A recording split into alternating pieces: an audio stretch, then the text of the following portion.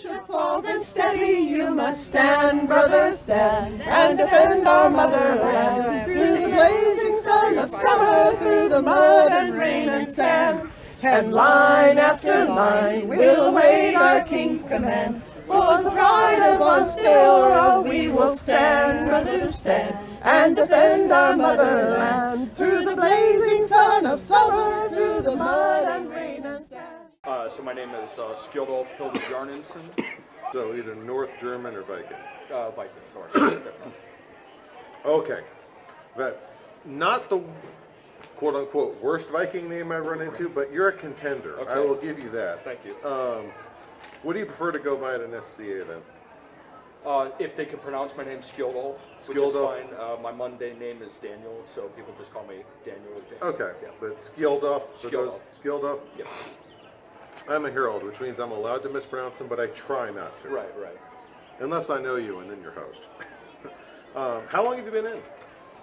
So I started about 4 or 5 years ago. Okay. I returned last year from a deployment, so I was gone for like a year and a half, so I was kind of missing for that So period. mundanely, you're military? I went over as a DoD civilian. I'm a former military from years and years Oh, ago. okay. But I went over and filled a DoD billet as a U.S. DoD civilian attached to a military unit in Iraq. Okay. So even though you're not military now, you still... I am a vet, and I did serve at one time, and then I went in a government capacity and stuff. All right. But then that obviously affected your ability to play here. Yeah, so I wasn't here for about a year and a half, so I missed out on several events, a couple Gulf Wars I planned on going to, and I just wasn't able to go just I because understand. Yeah. can't time travel or travel that fast. Yeah.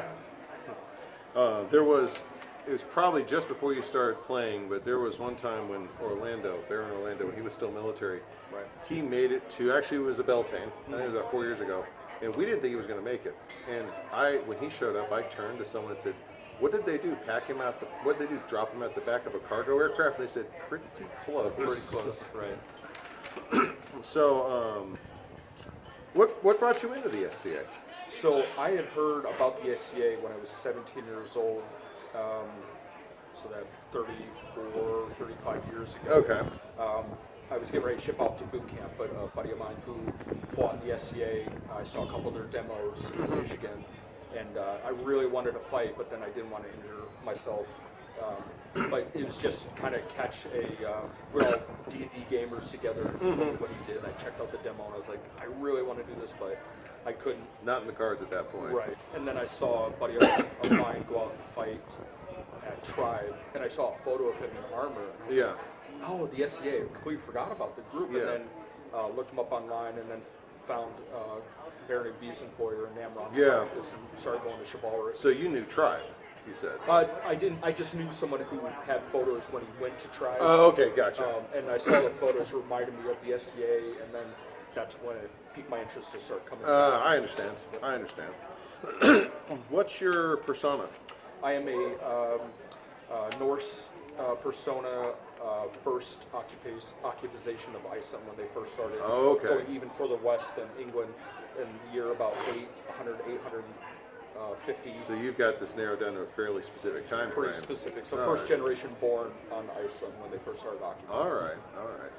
The answers have always run the gambit on that. I've had some people who just frankly said I don't really have a persona. Right. And I've had a few people with a fairly good idea of where they are. Right. But yours is arguably so far the most specific. Probably comes from my D&D background. I like creating characters and have a good idea of how specific. Yeah. I think one of the most directly applicable answers I heard comparable to yours was one of my interviewees. He liked the armor of that time period, so he wanted to be that. He's like, I think he said Irish Crusader, because I like the Irish warfighting and I like the Crusader armor. Right, I'm like, well, we have women that buy shoes based on dresses today, so they get their inspirations from whatever works. No judgment. Yep. Are you currently officer, deputy, any sort of leadership? I am a deputy Knights Marshal, and I am a deputy web administrator. Okay. Right now for Wiesenfeuer. So 2 hats. 2 hats, yes. Yeah, but deputy on both. Deputy on both, yes. Okay. If you don't mind my prying a little bit on this, do those deputies, is this prep to take over the office, or are you just a long-term backup to help shore up and support the current office? So, given my family situation, my family is not too involved, and so I have 3 kids, and they're very young, so it's hard for me to get out and go to events, but I can do fighter practice. I was a deputy Knights Marshal before I went on my deployment and decided to pick that office back up again. Eventually, I would like to take over that office if it does open, and if the barony would allow me to take over as the Knights Marshal, I absolutely would take over any office that's needed. Time is kind of difficult with family. So right now, this is the fullest extent you're really practically capable of Right supporting now, them? yeah. Okay, Yeah. okay. What activities do you most often participate in at the local level? So, once I get fully healed, my shoulder's out right now, but I do a lot of chivalric fighting when I can. I have plans to start going to cut thrust or rapier fighting, start to pick up the gear and get all that together. A lot of ANS where I just kind of just have fun making stuff and then teach others if they're willing to learn. I just sit down and just teach them. On the spot classes. I try to do as much as I can, given my family situation. Yeah. So, All but right. I'd like to be as involved as I can. Do you have any awards right now that hold a particular, and I say awards, that also includes recognitions, Right. that hold a particular emotional significance to you? So today, in fact, at this event, I just got the Sable Thistle. Oh, I just got congratulations. it today. Thank you very much. So so the ink's still wet on your charter, it is isn't still it? wet. It's sitting in my car drying out right now. Sultan Vlad had presented me with this award based on all the wire work that I do, like the wire. Oh, that's yours? Weave, yes. Okay. So I make these, and then the jewelry and stuff like that. So he gave me that for my wire weave work. Oh, that's So excellent. Congratulations. Particularly, thank you very much. Particularly new that I just got. So. And for anyone new to the SCA or from outside the Kingdom of Ansteorra, the Thistle is a armigerous, it's an AOA award, which is one of our lower but not lowest level awards. And it is for a specific skill set in the arts and sciences. You can receive an AOA in writing and woodwork, or you can receive a Thistle in writing and woodworking, in his case metalwork. One was at one point given out, and I quote, in shortbread. Okay. Must have been pretty good shortbread. It was. So, a little bit of commentary for the benefit of anyone outside the kingdom who sees this. Yeah, absolutely. If someone were to see you during the day at an event, typical event, what are you most likely doing? Either teaching people the wire work that I know, or kind of socializing with people around. And if my arm was able, I'd probably be doing pickup fights. Okay. A lot of it is just kind of socializing with fellow people who are just like me. Yeah. Like the social aspect. Now, same question after sunset. After sunset, so I haven't been able to spend the night at an event. Oh, okay.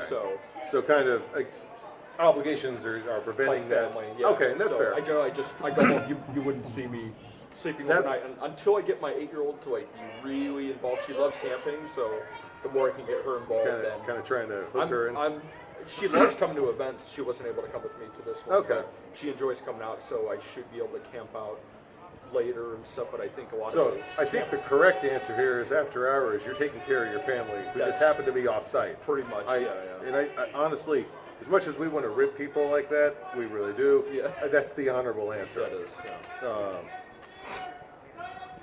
What's something you want people to know about you they might not already know? I speak fluent sign language. Both my parents are hearing impaired. Really? So American Sign language? language, yep. Oh, excellent. So that may be something that a lot of people know about me. Other than that, I'm pretty kind of open. A lot of Okay. people know what I do, Okay. like just the wire work and just having a good time. I guess I don't know. All right. I got to admit, I don't think I would have even thought to ask about language training. So that's actually a fascinating thing. Have you ever, kind of a side note, have you considered looking into the College of Heralds Silent Herald program? I'm actually part of the Facebook group that they have. Oh, okay. But I haven't been able to come to an event where I'm needed. Like every job I've actually gone to, I've actually used sign language in one way, shape, or form. I work in IT, so when I work on some computers for a couple jobs ago, there was a whole group of hearing impaired folks that worked in assembly lines. I would always get their tickets, and then I would translate and talk to them. Okay. If I'm out in public, I actually translate for people who need it. So just. No, that's excellent. That's excellent. I took sign language as a teenager, and I've never trained to interpreter status. I don't claim any fluency in it, but when I was working security, Black Friday morning, Toys R Us, and one of the earlier people in line was deaf. I mean, absolutely deaf, and all the other guards were doing their best to fumble through. I go, wait, frankly, I fingerspelled most of it, but she was tickled pink that someone could do more than mouth it. Yep. So, it's usually a pleasant surprise when you come across that. What's something in the ESC you like to talk about? I think the camaraderie. Really? Everyone, they most people that I run into, like they want to teach, or they just want to talk. They want to make sure you're having a good time. Very courteous. They just want people to have a good time and just enjoy themselves here. All right. So most of it's just kind of laughing and sharing a drink with somebody, or Enjoying the social side. Enjoying the social side. All right. Absolutely. And then teaching as well. Like, you ask, like, hey, does anybody know this? You'll have 5 or 6 people like, yep, I can teach. Or 10 people going, no, but we know who does. Yes, that too. And this one I'm going to be interested to see how you quantify this, because you've listed a lot of skills. Right. What do you feel is your single strongest skill that you bring into the society or offer the society?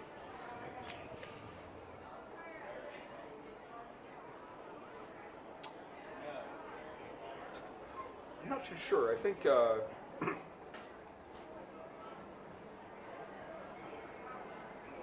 not exactly sure how to answer that. I guess. And that's fair. I don't know is a valid answer.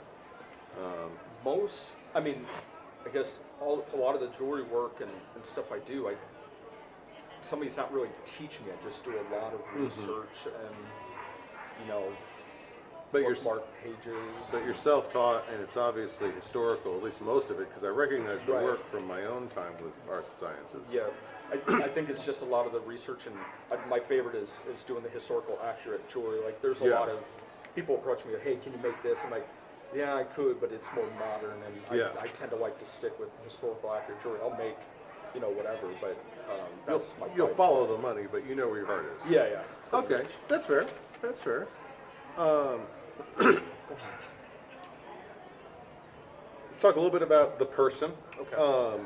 If someone wanted to talk to you at an event, and they don't know you, and for whatever reason they want to talk to you, but they don't know anything about you, how do you want them to approach you? Just say hi. Just say hi? Just give me a wave and introduce yourself, and just be like, hey, my name is so-and-so. No concern of titles or ranks or positions? No, I'm a pretty simple person. Okay. Titles are important to a point, but to me it's, I'm a person and you're a person. Okay. We're, just say hi. Okay. Do you consider yourself approachable? Absolutely. All right. Yep. All right. This next one, I want to quantify this. It's about relationships. Okay. And I'm going to expand that definition a little bit to pretty much all of the different interactions, formal and informal, student, teacher, best friend, whatever. But okay. If you would, talk a little bit about your friendships and your relationships in the SCA.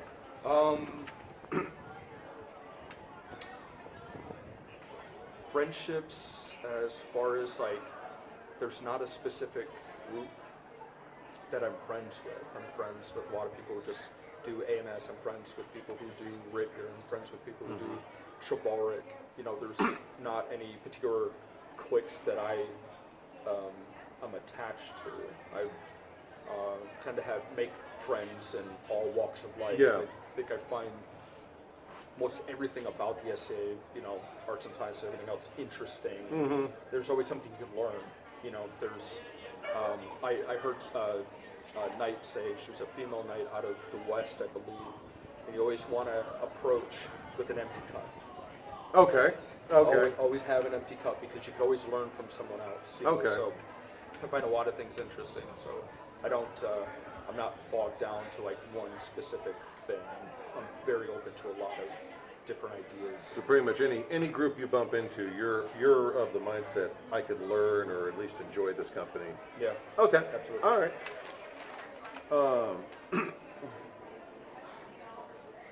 Let's a little bit about the society now.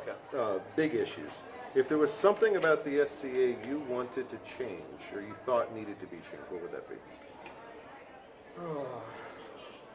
When I first came in, I know there was a lot of people that would talk about, used to call them period Nazis, or people who would be really hound on, you have to be very specific, you have to be very historically accurate, or you're wrong, this is wrong, and nitpick on people. And I've heard people like, I would never come back to the SCA just because of that. I have yet to see that personally, but I think from when I hear people talk about it, you know, if you make an attempt, Yeah. you know, and you're out to have a good time and not, you know, come at people in a way that may be enjoyable for you, but you just totally crapped on, excuse my language, but totally put someone down just because they didn't do something specifically that you thought was correct. I mean, if you make an attempt, and you know, there's always people going to help you and ask you a question, hey, how can I improve this or whatever. But I've always heard that horror story, but I have yet to experience that myself. Yeah.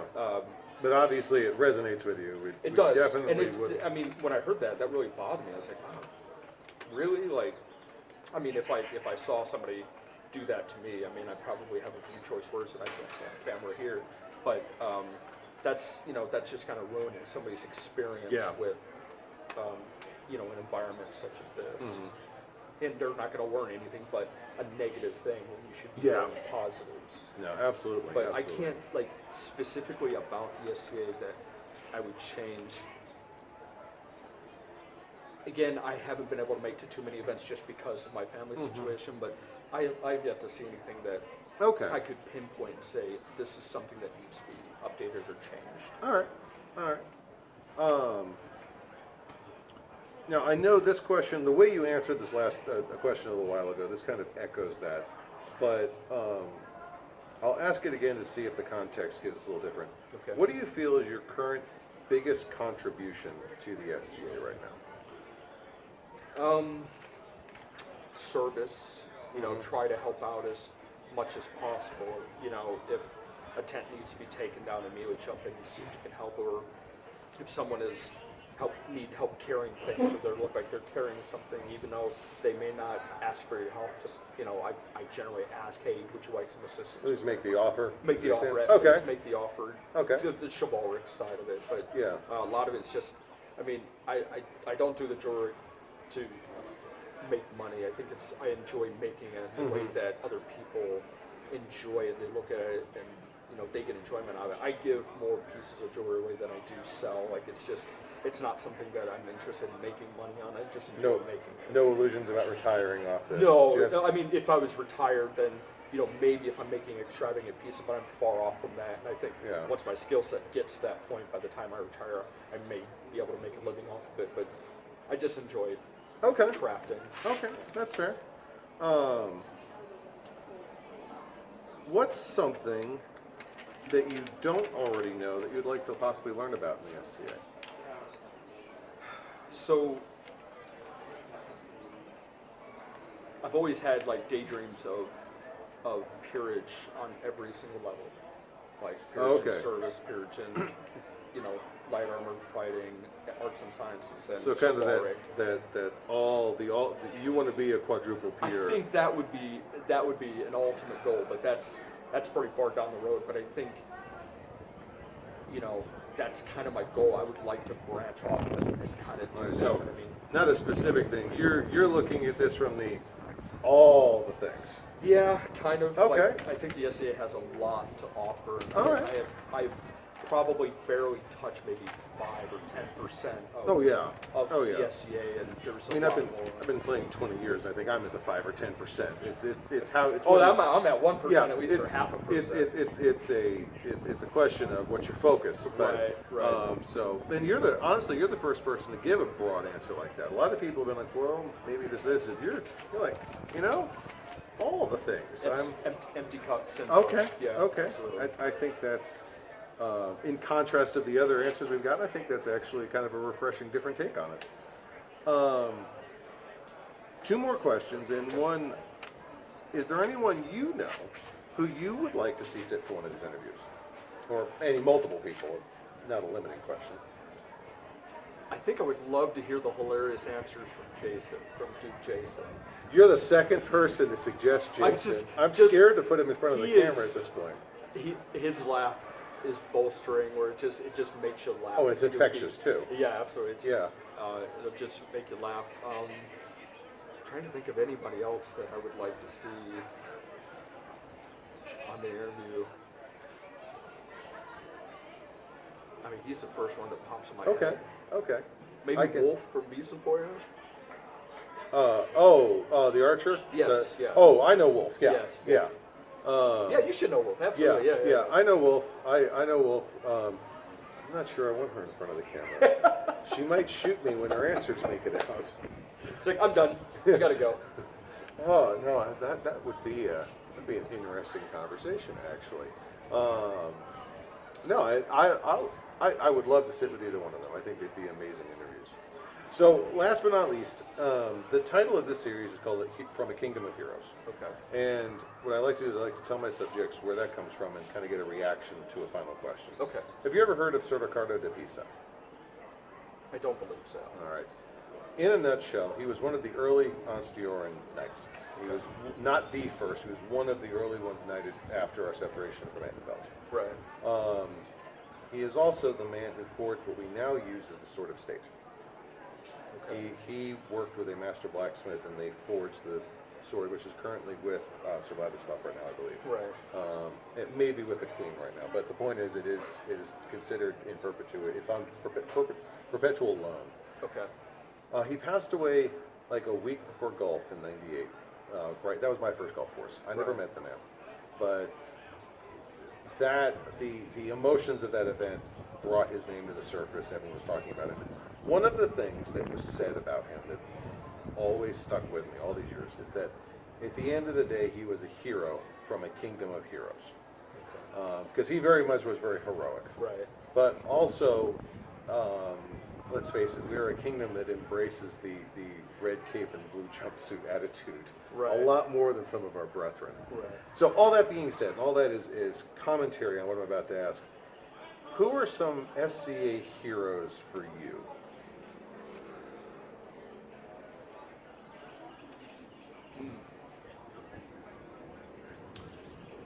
Jarl Owen, Okay.